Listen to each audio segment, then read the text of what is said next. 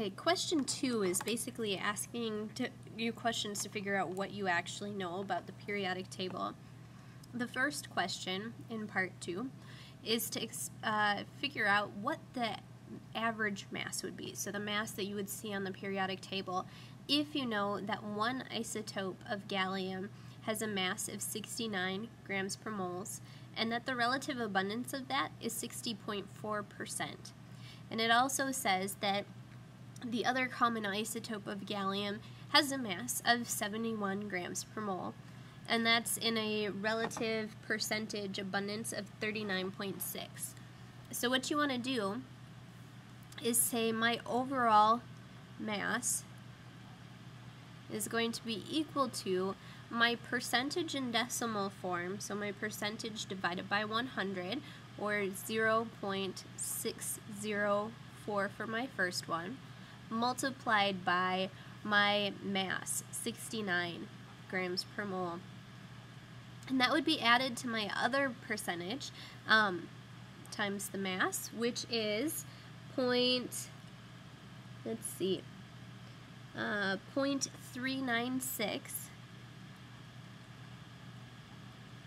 multiplied by 71. And when I take all of that, do my multiplication first, remember PEMDAS, do my parentheses first, and then do my addition, I end up with a mass of 69.8 grams per mole. So that's our first part. That's just figuring out what we know about mass on the periodic table. The second one is looking for the electron arrangement of potassium and sulfur, but not just potassium on its own, it's looking for the ion that potassium forms and the ion that sulfur forms. So let's take each part individually. Potassium, we know, is an alkali metal. Right here, it's in the first column. So when it forms an ion, it wants to get to the noble gases overall. Those are our stable configurations. Those are what atoms either gain or lose electrons to become like, at least like in the electronic sense or the reactive sense. So to get to that, we're going to lose an electron to become like argon. So potassium ion would lose an electron. That means it has a 1+ charge. It is a cation, and it's going to have an electron configuration once it's lost that one electron, like argon. And we can do our electron configurations in either the long way or the short way.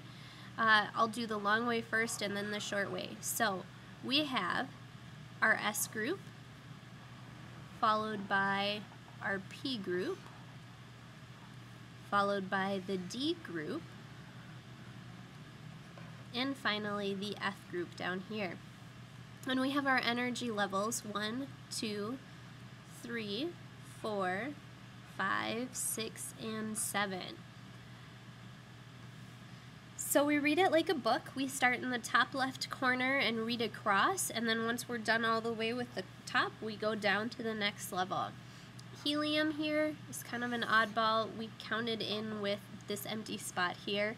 So we have 1s2, so first energy level, S group, and there are 2 boxes in it, so 2 electrons.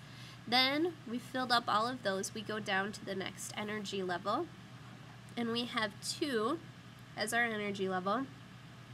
S is our group, and there's 2 of them. Then we continue going across, and we have 2p, 1, 2, 3, 4, 5, 6, 2p6. Then we go down to 3s2, and then we're going to continue on through 3p6. And we're going to stop there with argon because we said potassium, when it becomes an ion, has an electron configuration the same as argon. So we're going to stop right there. If we were just looking for a potassium atom, we would continue on to 4s1. But since we're not, we're stopping here. In the shorthand form of this, we look at all of the energy levels. Here's my first energy level, second energy level, third energy level, and I count how many electrons I have in each. So my first energy level, I have 2. My second energy level, I add 2 plus 6, that's 8. My third energy level, again, 2 plus 6 is 8. So that is my electron configuration for the potassium ion.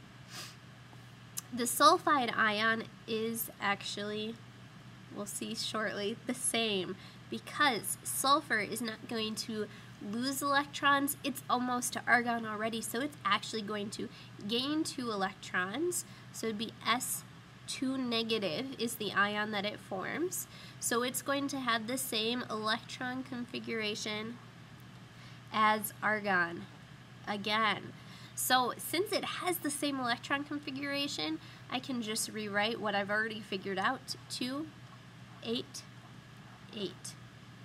If I was stopping on the sulfur atom, not on the sulfide ion, then it would just be 2, 8, 6, because we don't add those extra 2 electrons to it. And then part C is asking what's the difference between continuous spectrum and a line spectrum. Well, a continuous spectrum has all of the colors, or you could say all of the wavelengths, or all of the frequencies. A line spectrum, on the other hand, only has specific colors, wavelengths, or frequencies, and other ones are missing. And that takes care of our question 2.